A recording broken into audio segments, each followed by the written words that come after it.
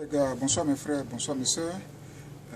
Une nouvelle capsule. C'est pour vous dire tout simplement que aux États-Unis, les recomptages ont commencé. Et je vous promets qu'à chaque instant que quelque chose va changer dans votre combat, je vais vous dire, je vous mettrai au courant.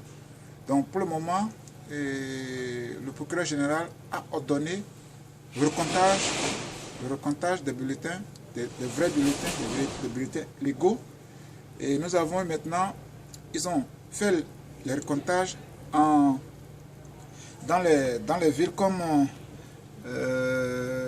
qu'est-ce que je dis ici, dans les villes comme Arizona et au Caroline du Nord.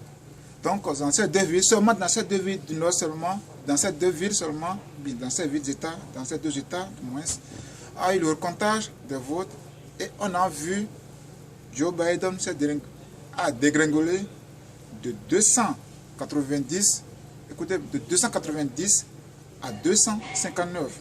Donc, Joe Biden n'est pas encore le président, parce que pour être le président des États-Unis, comme il le prétend, il faut avoir les 271, ce qu'il n'est pas maintenant.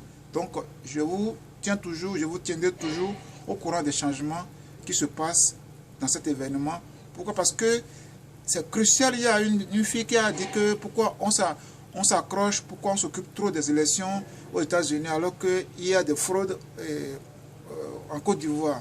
Je vous dis encore une fois, mes frères et sœurs, que les élections aux États-Unis n'est pas seulement une élection, mais c'est un tournant, c'est un carrefour pour l'humanité.